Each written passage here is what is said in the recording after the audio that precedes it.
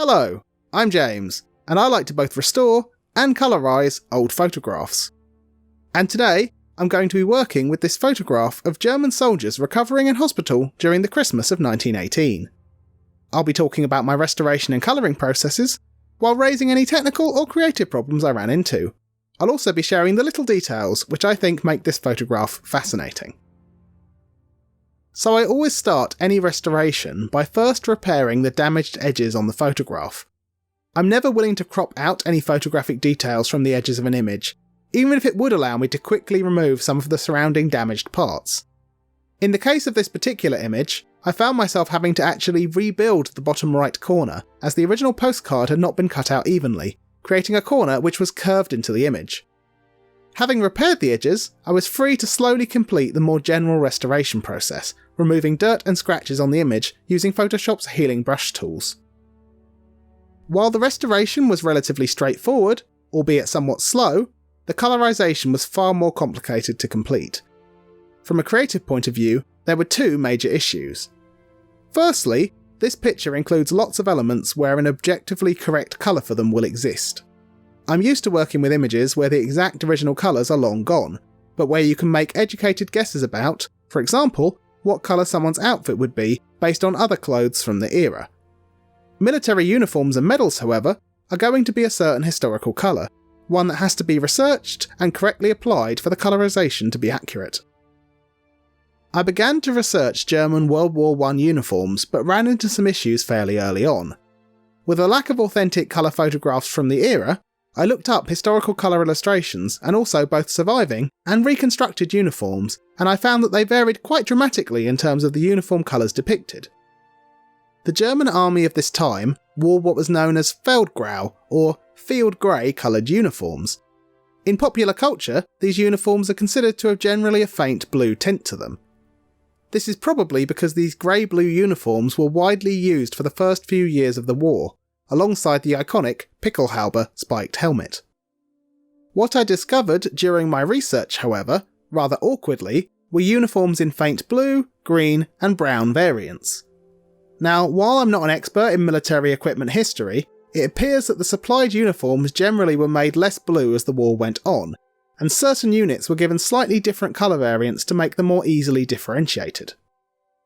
I could see that there were three distinctly different types of uniform jackets in this image, all three of which were likely to be subtly different in colour. I generally tried to capture both the blue and green variants of uniform within this image. I'm not certain that my chosen colours fully match up with the uniforms that I've chosen to use them with, but I'm fairly confident, after much tweaking, that all the colours I've used were authentically in use for German soldiers during World War I.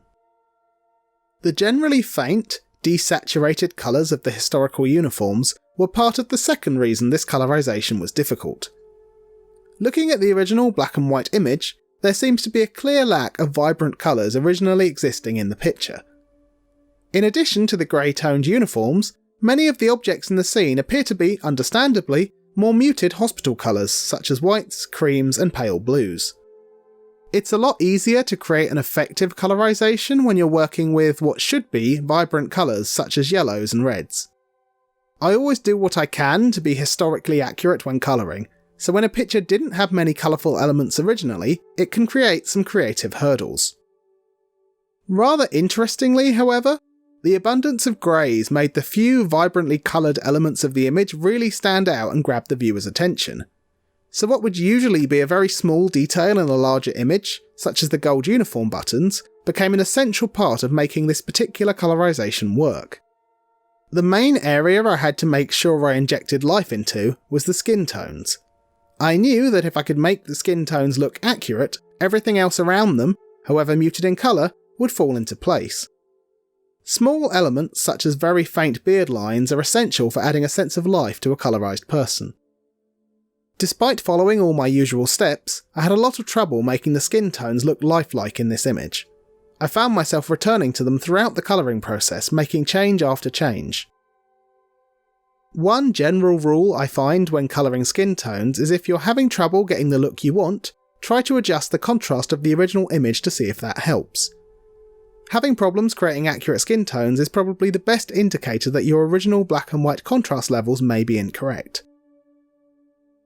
Now, while you might be somewhat limited with what colours an object in the scene may be, you're often far less limited with what colour light may have illuminated said objects. A thing to always think about with a colorisation is what colour temperature the lighting was likely to be when the photograph was originally taken. Knowing what time of day the picture was taken is very useful for determining this, along with the potential time of year. In this case, I can see the soldiers were posing opposite a window, and the sun seems to be coming in quite low to the horizon, suggesting either very early morning or early evening. I therefore decided to use this to my advantage to try and add a slight orange tint to the light coming into the room, along with the suggestion that this light might be bouncing off some snow outside to add some blue and purple tones to the light also. Obviously I don't know if it snowed outside when this picture was taken, but it could have done, and therefore it's as valid to add these colours to the image as it would be to not add them, I feel. A lot of colorisation, for me at least, is about trying to imagine what's going on outside of the photographed area. I would never add colour for the sake of adding colour, but if adding colour is perfectly valid, and it helps to enhance the mood of the piece, I think it should be added. Now, you may have noticed during the restoration and colouring parts of this footage that I've been missing the odd spot of damage occasionally, or colouring outside of the lines sometimes. I did go back to fix these later, but these mistakes were due to the personal challenge this image gave me, that of a very tight deadline. Now, usually I wouldn't talk about the behind the scenes issues, they're not relevant to the process and I wouldn't want to bore you with them. In the case of this image, however, the strict time constraint entirely affected my working process. So usually I treat each image I work on very carefully, working on it when I can at a leisurely pace. I chose to work on this image a few months back, and I aim to start it early December and release it a week away from Christmas to give it plenty of breathing room. As it was, life got in the way a bit, and I ended up a week away from Christmas having barely started work on the picture. Therefore, my usual very careful and precise working method became a bit of a rushed process. While working, I knew that if I was not happy with the end result, I would have to abandon the image until next Christmas, as I was not willing to release work I thought was lower than my usual standard. It was quite stressful to know that the clock is ticking and every extra hour you work might still not be enough to hit the necessary deadline. As it was, I thankfully had enough time to broadly finish the colorisation and still go back and repair the damaged areas and patch the spots of colouring I had messed up. What really kept me working during these various personal and creative stresses was just how interesting I think this picture is and my wish to share it and its secrets with the world. I really like that one of the soldiers is holding a little Inuit-shaped tree decoration, for example. I wonder if this is something he was sent by his family and he wanted to show them that he'd received it. In terms of the medals shown, I'd like to point out that many of the men in this picture seem to have been awarded with the Iron Cross Second Class, given for notable military achievements and bravery. The ribbon for the medal was to be displayed by soldiers in their second buttonhole, as can be seen in this picture. This was one of those times when colour research really helped add a lot of extra context to this image, although it amusingly revealed that the black and white medal ribbons should remain black and white. The soldiers at the side have smaller ribbon strips on their chest, which I believe may also be a variation of the Iron Cross, but I'm not 100% sure on that, so any medal experts would be appreciated in the comments. The soldier in the centre, however, does have a medal which I was able to identify, that of a wound badge. These were given to soldiers who received combat-related wounds. They went from light silver to black, with the darker badges granted to those who were heavily wounded in combat. Thankfully for this young man, his badge appears to be very light in colour, suggesting relatively minor injuries. Unfortunately, the same cannot be said for the man lying in the bed to the left of him. Although we cannot easily see any injury on this man, if we look at the medical board above his bed, we can see that he is apparently injured and requires Wurst or sausage-styled bandages. Hidden behind this rather cute term for a style of bandage is the sad likelihood that this means that his bandages were to be twist-tied at the end of an arm or leg stump, allowing an amputation to heal. The cushion propped under his leg would back this theory up. I did what I could to look up this man, as we have both his surname and military unit, but unfortunately the German military archives were destroyed during the Second World War, and with it seeming to not be that unusual a surname, the rest of the story of the 20-year-old Jokel is unfortunately likely to remain a mystery. I really feel for the men in this picture. They were all lucky enough to have survived the First World War, where millions didn't, but they are likely carrying both mental and physical wounds which would never heal. I wonder what became of these men after their stay at the hospital. Looking at a picture like this today, we know the Second World War is coming up for these men, and that many of those who fought in the upcoming war would be the sons of survivors of the First. I can't really imagine what it would be like to have been wounded and hospitalised during the previous war, and to watch your children go out and risk their lives, with you knowing firsthand just how much danger they were in.